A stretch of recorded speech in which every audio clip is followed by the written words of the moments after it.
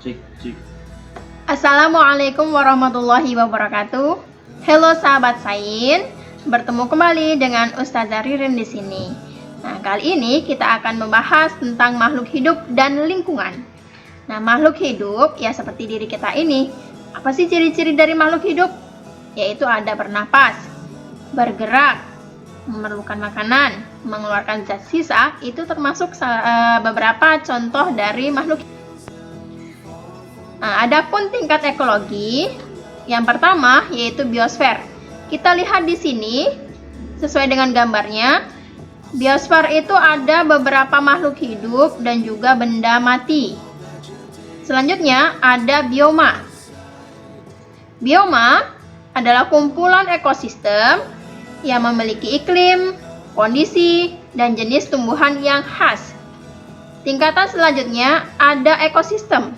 Ekosistem adalah interaksi antar komunitas, yaitu komponen biotik dan komponen abiotik. Lalu ada komunitas. Komunitas yaitu kumpulan populasi yang hidup bersama di suatu daerah tertentu. Selanjutnya ada populasi, sekelompok dari individu yang sejenis. Yang terakhir adalah individu. Komponen ekosistem itu ada komponen biotik dan komponen abiotik. Komponen biotik itu ada produsen, yaitu makhluk hidup yang dapat membuat makanan sendiri atau biasa disebut sebagai autotrof. Contohnya seperti tumbuhan hijau, bakteri, dan ganggang. Yang kedua, ada konsumen, yaitu makhluk hidup yang tidak dapat membuat makanan sendiri atau heterotrof. Contohnya, herbivore, karnivor, dan omnivor. Yang ketiga, ada detritivor, yaitu organisme pemakan detritus. Sisa-sisa dari makhluk hidup, contohnya cacing tanah, bintang laut, dan teripang. Yang keempat, ada dekomposer, yaitu organisme yang menguraikan senyawa organik menjadi senyawa anorganik. Contohnya seperti bakteri dan juga jamur.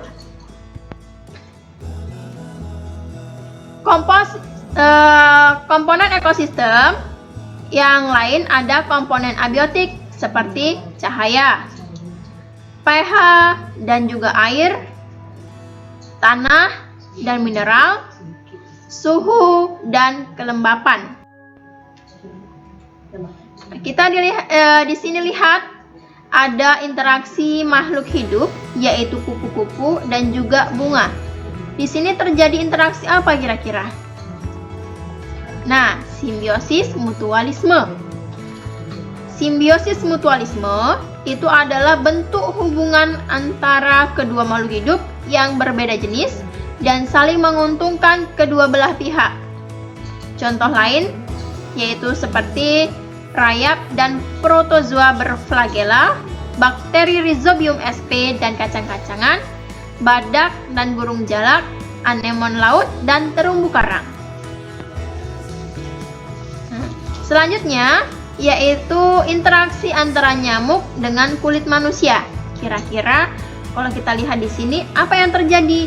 Yaitu simbiosis parasitisme. Kenapa dikatakan sebagai simbiosis parasitisme? Karena adanya bentuk hubungan antar dua makhluk hidup yang berbeda jenis, dan makhluk hidup yang pertama itu mendapatkan keuntungan, sedangkan makhluk hidup yang kedua mendapatkan kerugian. Di sini yang mendapatkan keuntungan adalah nyamuk, sedangkan yang mendapatkan kerugian adalah kulit manusia. Contoh lain ada benalu dan inangnya, kutu dan rambut manusia, tikus dan petani, cacing hati dan sapi, bunga Rafflesia arnoldi dan inangnya. Di sini ada penyu dan juga ikan. Kira-kira apa yang terjadi interaksi kedua makhluk hidup tersebut? Yaitu simbiosis komensalisme. Simbiosis komensalisme yaitu bentuk hubungan antara dua makhluk hidup yang berbeda jenis, dan makhluk hidup yang pertama mendapatkan keuntungan, sedangkan makhluk hidup yang kedua tidak dirugikan. Contoh lain dari simbiosis komensalisme, ada tanaman paku ataupun anggrek dengan pohon yang besar, ikan remora dan ikan hiu, tanaman daun sirih dan inangnya, serta ikan pilot dan penyu. Kita lihat di sini ada rantai makanan yang terdiri dari produsen dan juga konsumen.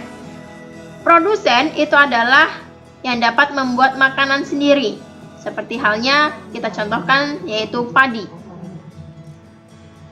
Lalu konsumen tingkat satunya yaitu ulat, konsumen tingkat duanya adalah burung, konsumen tingkat tiganya adalah ular. Dari sini akan terbentuk yaitu rantai makanan. Nah, lalu ada gambar beberapa rantai makanan, akan tetapi di sini produsennya hanya satu. Berdasarkan dari gambar jaring-jaring makanan tersebut, maka dapat kita analisis secara bersama bahwa dalam suatu jaring-jaring makanan terdapat proses transfer energi. Di dalam suatu ekosistem terdapat lebih dari satu rantai makanan. Ketika ditemukan lebih dari satu rantai makanan dengan satu produsen yang sama, maka semua makhluk hidup tersebut akan membentuk suatu jaring-jaring makanan. Nah, di sini terlihat piramida ekologi.